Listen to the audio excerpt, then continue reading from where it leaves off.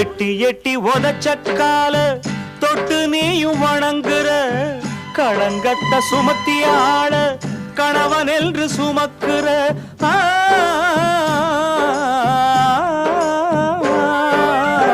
குழந்தைங்க எட்டி உதச்சா கால யாரும் வெட்டுவதில்லை. ஆம்பளைங்க தப்ப வளர்ந்தா பொண்ணு யாரும் விரட்டுறதில்லை.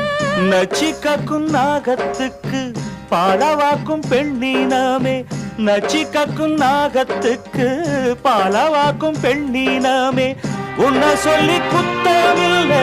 பெண் புத்தி பின் புத்தி தான் மண் சட்டி நிலக்காதுதான்.